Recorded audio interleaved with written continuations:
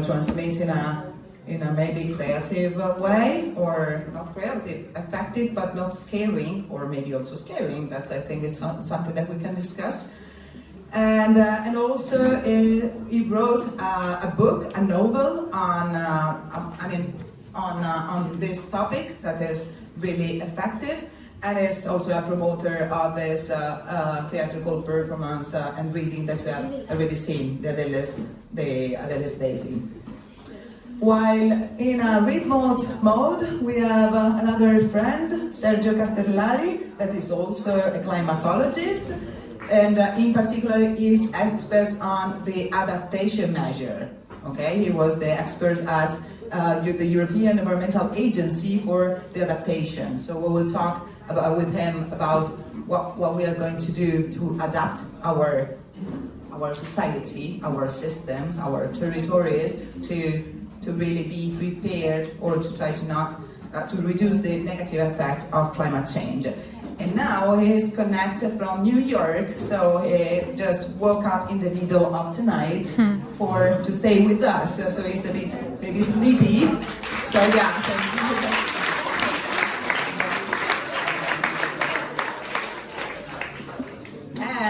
And he's in New York because now he works at the permanent mission of Italy at the United Nations as an expert of the Minister of Foreign Affairs and Cooperation. And Sergio, then you let me know if I'm wrong and I made a bad description. It's fine. Okay, thank you. Yes. Okay. Good afternoon. No, good morning to everybody.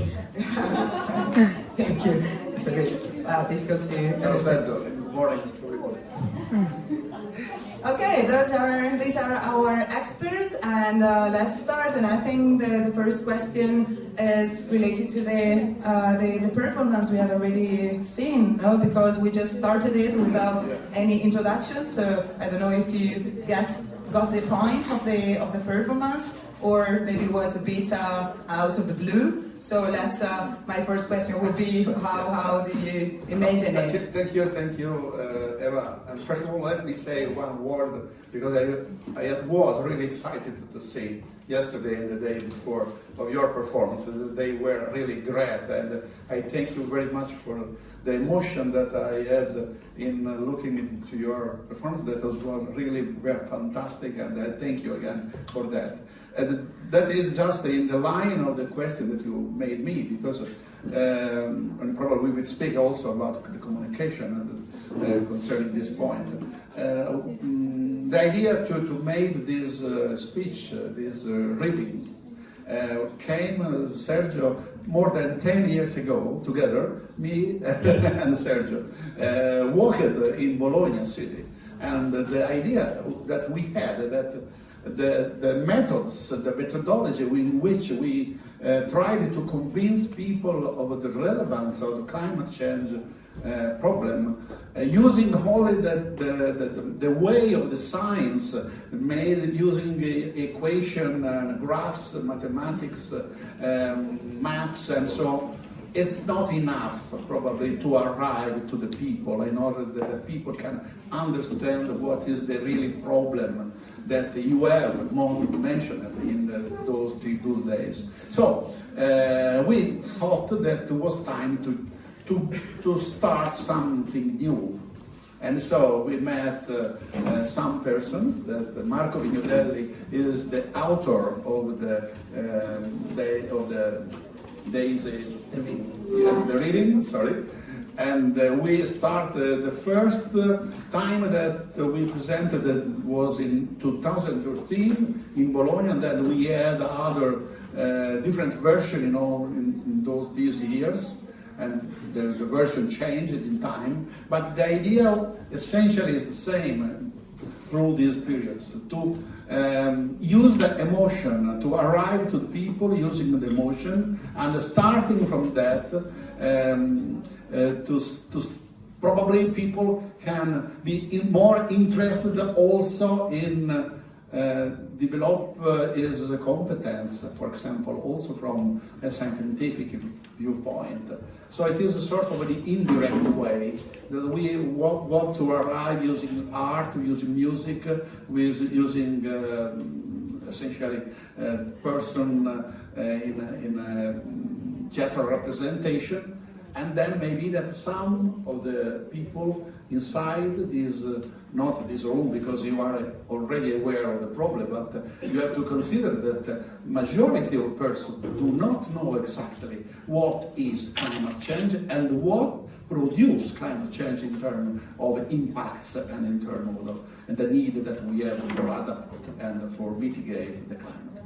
So I think that the performance you did during these 2 days are exactly in the direction that we had also 10 years ago. So it was exciting for me also to see how young people as you, that for me are extremely important, that young people is interested in that because it is the good way to also to broadcast to other people out of this room that climate change is the primary problem that we have to manage in the few years in order to avoid problems not far from here, because probably the climate change, if we do not anything to mitigate and to adapt, probably as you have shown during these days, we could have a future that is not a good future. Yes, definitely. And this also was that the incipient, the input for this project, the idea to connect scientific topic and art. But let me say that when 10 years ago, do you understand? I mean, 10 years ago, they decided to set up a theatrical performance on this topic, imagining what is going on, what will happen in 2013, right? And 2013... 2055. 2055, yeah. Okay, but it was in 2013 to 2055, sorry, yeah.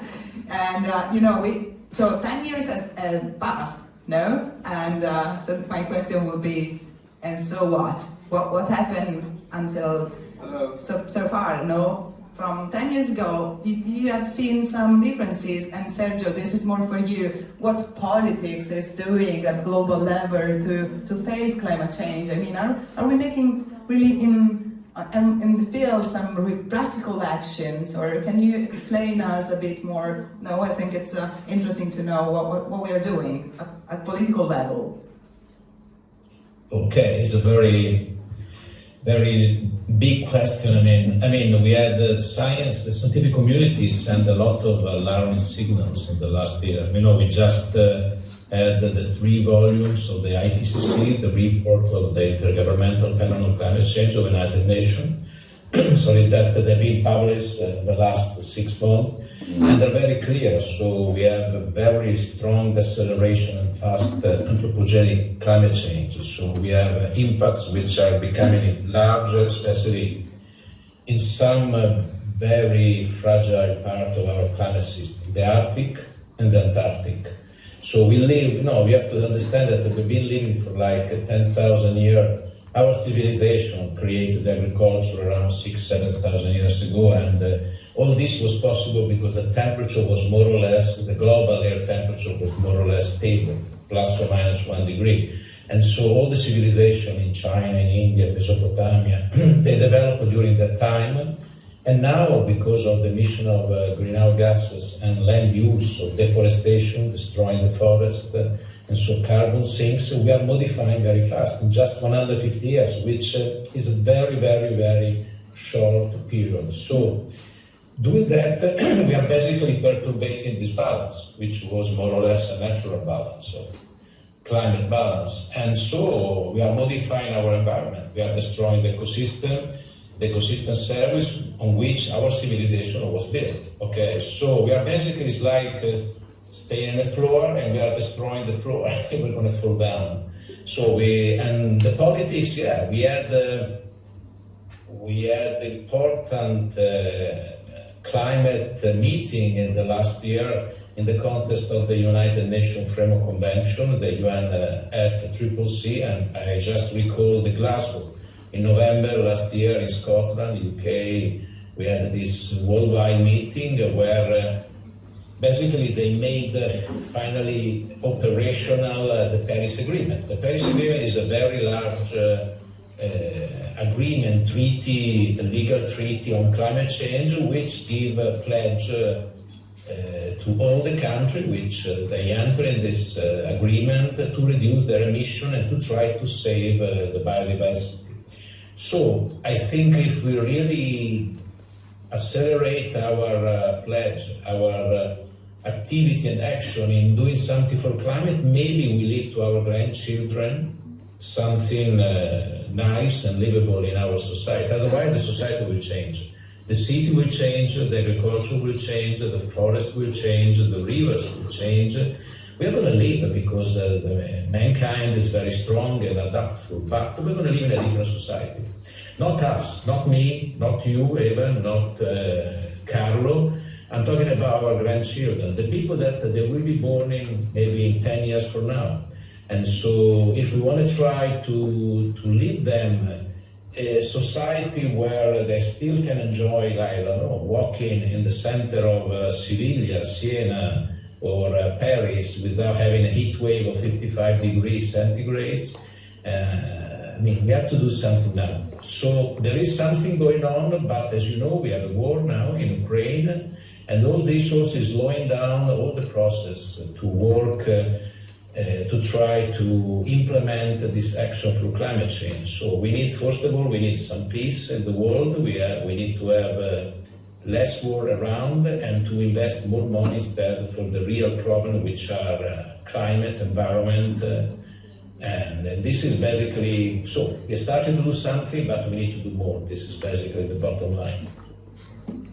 Yeah, thank you, Sergio. Definitely agree, and thank you for pointed out the question of peace. That is a topic that we should mention, and because it's just give it's a kind of embarrassing. No, we are facing this big challenge that is climate change, and now it's like a bit aside of our agenda, no, because we decided to have other priority. So we need to face many urgency at the same time. But yeah, that's maybe this is not maybe the space for a political debate on that, or maybe yes, if you're interested in. But let's go back to climate change, because Sergio showed and told us some very scary data and described a very scary scenarios. So I would ask Sergio, because he's an expert on that, what are the adaptation measures that Europe in particular is considering to adapt our system, so to avoid and to reduce the negative effects that are already out there and that we already seen all of them. So Sergio, can you tell us something or give us positive approach? Very briefly, yes. European Union has been a leader on climate change fight, and especially on adaptation. We had the first adaptation strategy, European adaptation strategy in 2013, and we had the second strategy last year in 2021. So the strategy at the European level is like a mission, is like, is an objective which is given to all the member states of European Union to try to act. What does it mean, adaptation? Adaptation means we have some impacts going on. We know more or less the potential we can get these impacts that can get worse. They can even get irreversible, very, very long term. So it will take like more than 100 years to solve the problem. So we need to adapt. We need to prevent the higher risk and the damage, the disaster, because the disaster takes place when you have a vulnerable territory, where you have a vulnerable system. If a city is not well equipped, when you get a heat wave, many people will die, especially sick people and old people. So we need to prevent, for the heat wave, we need to prevent to the river flood, to the coastal flood, we need to prevent to the droughts in the agriculture. And there are techniques, there are policy, and there are many different ways which we can apply. Italy, France, Germany, Spain, Belgium, in all the countries, European Union, they started very early to work on adaptation. And we've been leading that, I mean, compared to the rest of the planet. And this is one way to fight climate change. But I mean, without eliminating the consequence, I mean, the problems. The problem are the emission and the deforestation, but at the same time we need to adapt. So Europe gave a mission, gave some ways, a road in front of us. We have the European Green Deal, which actually is a massive roadmap to fight, actually to make sustainable Europe. It's not only climate change, it's about circular economy, it's about digitalization, it's about adaptation, it's about mitigation, it's about biodiversity protection, ecosystem service protection, it's about sustainable transportation, it's about sustainable industrialization. So the European Green Deal is the largest roadmap, is a big step forward, which put the European Union on the leadership of this kind of problem. So basically, in Europe, we thought about, we need to address the 17 Sustainable Development Goals. It's a very big challenge, but unless we try to address all together, we are not going to win. So you cannot fight climate change or biodiversity loss without also working on gender balance, working for peace, working for any other sustainable development goals. So it's a package which can make our society better in the long run. So it's a very strong struggle, it's a very big challenge. But Europe is, it started to do something. And I repeat, this war now is slowing down this process. So we need really to try to solve this problem of the world, to try to go back to invest more time, energy and manpower to this Green Deal. So, and the rest of the country in the planet, yeah, they're moving, but I would say European Union still is the leader on that. Okay, so we basically have to change everything. No, we have many things. Only one thing that if I can add, that we have to move now. We have to move quickly, because if we adapt every types of action that can adapt now, we can reduce the impacts in the future. So if we lose time now to do these actions, that we have much more problems in the future. So it is really urgent to make action that is must be underlined in my view on it. Yeah, I definitely agree. However, sorry, but I will be not this moderator, so I will be quite So bad. You are an expert much more than me, so. Yeah, so sorry about this. I mean, I would like to be quite critical, because I would like for you also to be. No, it's like, yeah, it's urgent. We need that is urgent since quite a lot of time. Yeah. So we try to do something. Europe moved to define strategies for adaptation, as Sergio said. At global level, we are working on that. We have quite many agreements, and all politics are, a lot of papers. There are some movements there also. No, people is going to get more and more aware of it, but still, it's not enough. Not enough. So there are different levels. No, we can act as individuals. So we are called to change our lifestyle. No, because this is the point.